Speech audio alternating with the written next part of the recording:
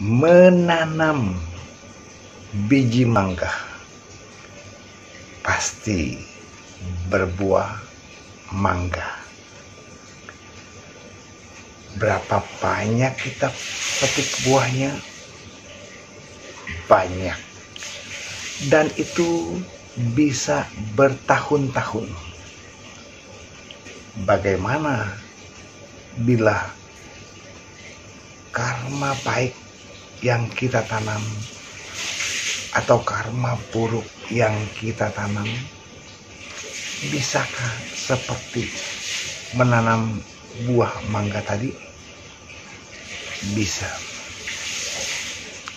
Bila kekuatan buah karma baik, bibit karma baik yang kita tanam dengan niat, dengan keikhlasan, dengan cetana yang baik, yang sangat kuat, maka karma baik itu akan berbuah besar, banyak, dan dalam jangka waktu yang panjang. Itu yang kita harapkan. Loh, bagaimana kalau itu bibit karma buruk yang kita tanam melalui pikiran, ucapan, ataupun jasmani, tentu akan menghasilkan karma buruk yang banyak dan jangka waktunya panjang. Bapak Ibu, sobat muda, jangan pernah terpikir menanam karma baik berupa dana uang akan memperoleh uang juga, bukan. Bisa saja karma baik yang kita petik itu berupa kesehatan, teman yang baik, teman yang bijaksana,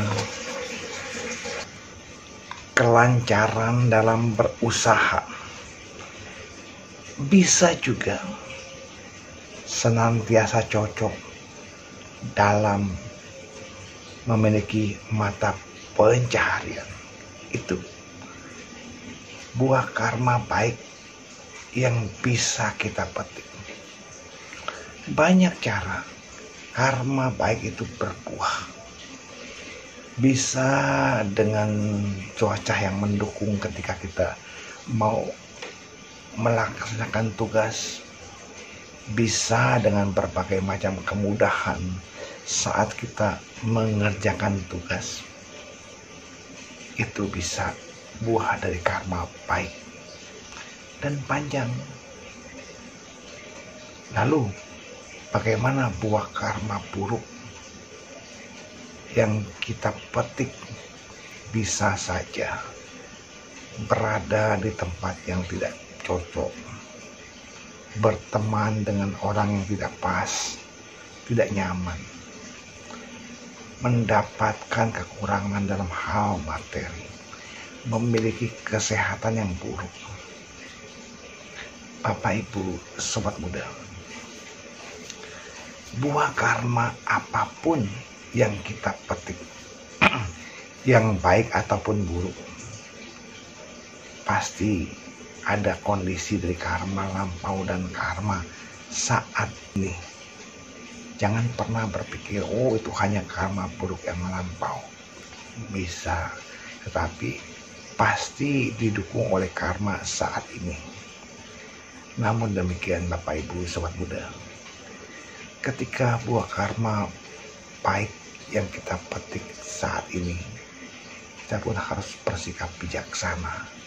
Oh, ini adalah buah karma baik yang saya kondisikan, dan ini hanya sementara sifatnya. Buah karma baik ini pun terdukung oleh lingkungan, oleh banyak faktor. Demikian pula dengan karma buruk yang memang kita petik saat ini. Yakinlah, ini buah karma buruk yang saya harus petik. Dan kondisinya memang harus begini. ini pun bersifat sementara. Dan saya harus bersikap tegar, tabah menghadapinya. Baik atau buruk, muncul berlangsung lenyap. Muncul berlangsung lenyap. Apapun yang kita hadapi. Bapak, Ibu, Sobat Muda, kita berharap karma baik yang selalu kita petik. Tetapi, sudahkah kita berpikir karma baik yang selalu saya tanam? Karma baik yang selalu saya tanam. Agaknya kita terhambat ketika mau berbuat baik. Oh, saya mau berdana. Uang saya cuma sedikit. Nggak bisa saya berdana. Loh, kenapa? Kenapa berpikir begitu? Apakah dana harus besar? Cobalah lihat. Bagaimana kemampuan orang per orang pasti berbeda. Tetapi kesempatan berdana jangan terhalang karena oleh jumlah nominal yang akan kita berikan. Atau kepada siapa ya kita akan memberi. Tentu kita akan berpikir bijak kalau dana yang kita berikan adalah tepat pada waktunya, tepat pada orangnya, dan bermanfaat betul. Tetapi kalau momen itu ada, kenapa harus kita lepaskan? Kalau kita ingin berkata baik, memberi nasihat dharma, memberikan uraian dharma, sedikit saja kata-kata dharma, walaupun lewat WhatsApp, silakan lanjutkan. Kenapa? Karena kebaikan. Lain halnya bila kita ingin berbuat jahat, stop, tunda, kalau bisa hilangkan. Kenapa? Karena keburukan sekecil apapun akan berbuah penderitaan.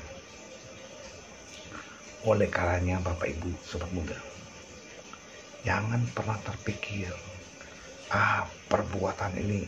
perbuatan buruk ini kecil, pasti tak berakibat. Stop dulu.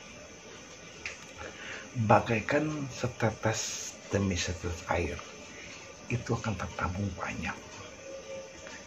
Atau setetes demi setetes air bisa menghancurkan batu karang yang besar sekalipun. Oleh karenanya, kekuatan karma baik, kekuatan karma buruk berawal di sedikit. Jangan anggap remeh itu. Kita bisa berbahagia dengan banyak berbuat baik.